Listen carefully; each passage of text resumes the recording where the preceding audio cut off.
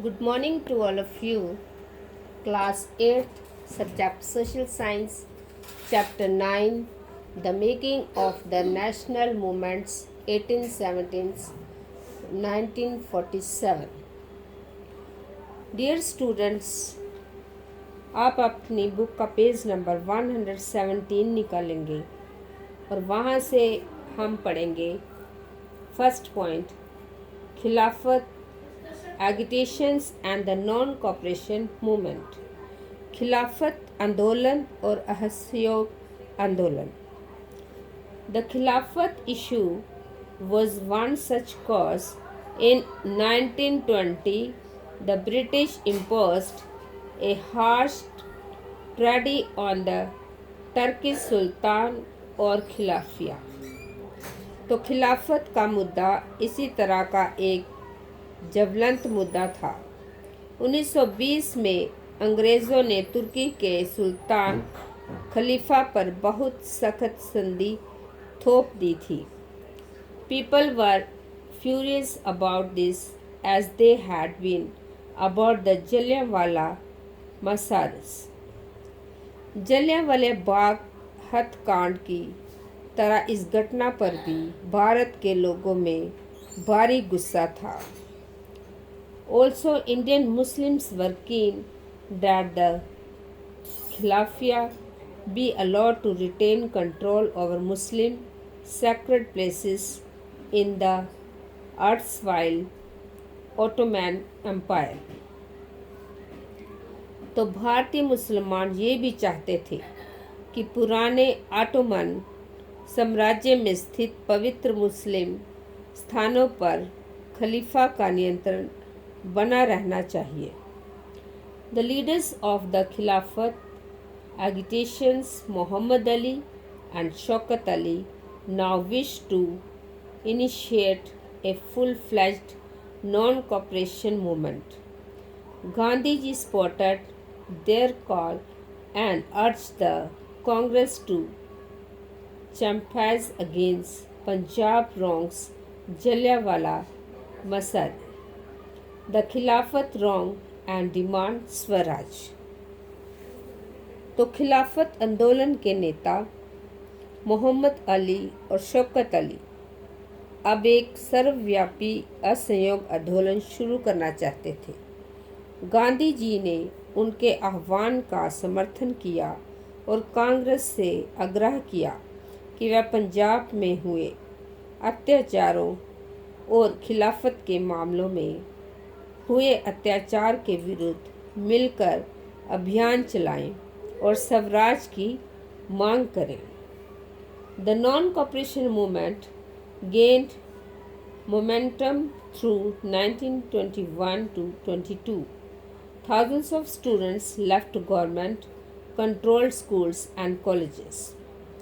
Many lords such as Motilal Nehru, C.R. Das, C. Rajagopalacharya and Asaf Ali gave up their practices.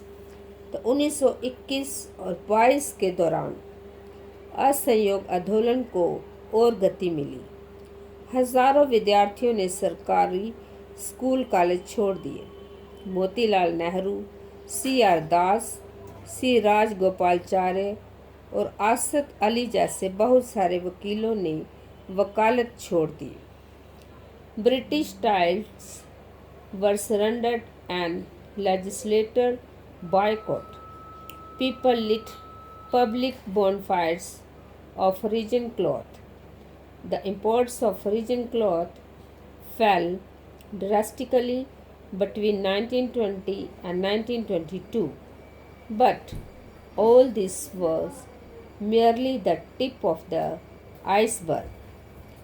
Large parts of the country were on the brink of a formidable revolt. तो 1921 और 22 के दौरान असहयोग आंदोलन को और गति मिली. हजारों विद्यार्थियों ने स्कूल कॉलेज छोड़ दिए थे. अब अंग्रेज़ों द्वारा दी गई उपाधियों को वापस लौटा दिया गया और विधान मंडलों का बहिष्कार किया गया। जगह जगह लोगों ने विदेशी कपड़ों की होली जलाई। 1920 से 1922 के बीच विदेशी कपड़ों के आयात में भारी गिरावट आ गई, परंतु ये तो आने वाले तूफान की सिर्फ एक झलक थी। देश के ज़्यादातर हिस्से एक भारी विद्रोह के मुहाने पर खड़े थे। In many cases, people resisted British rule non-violently. In others, different classes and groups, interpreting Gandhiji's call in their own manner, protested in ways that were not in accordance with his ideas. In neither case, people linked their movement to local grievances. Let us look at a few examples. तो कई जगह पर लोगों ने British शासन का अहिंसक विरोध किया, लेकिन कई स्थानों पर विभिन्न वर्गों और समूहों ने गांधी जी के आह्वान के अपने हिसाब से अर्थ निकाले और इस तरह के रास्ते अपनाए जो गांधी जी के विचारों से मेल नहीं खाते थे। सभी जगह लोगों ने अपने आंदोलनों को स्थानीय मुकदमों के साथ जोड़कर आगे बढ़ाया।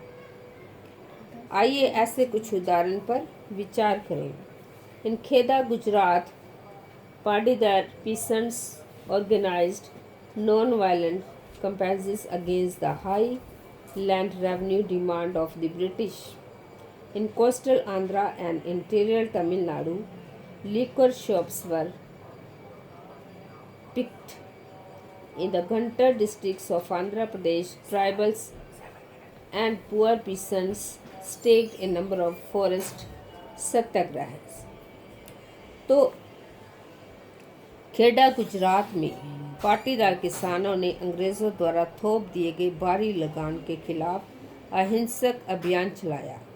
तटीय आंध्र प्रदेश और तमिलनाडु के भीतरी भागों में शराब की दुकानों की घेराबंदी की गई। आंध्र प्रदेश के गुंटूर जिले में आदिवासी और गरीब किसानों ने बहुत सारे वन सत्याग्रह किए। तो डियर स्टूडेंट्स, अब ब्लैक बोर्ड पर मैंने होमवर्क लिखा है, इसको कॉपी पे उतारना और याद करना। तो आपका होमवर्क है, who were the leaders of the खिलाफत नाइटहुड। तो इसका आंसर है, द लीडर्स ऑफ द खिलाफत agitations were Muhammad Ali and Shaukat Ali. Thank you and have a nice day.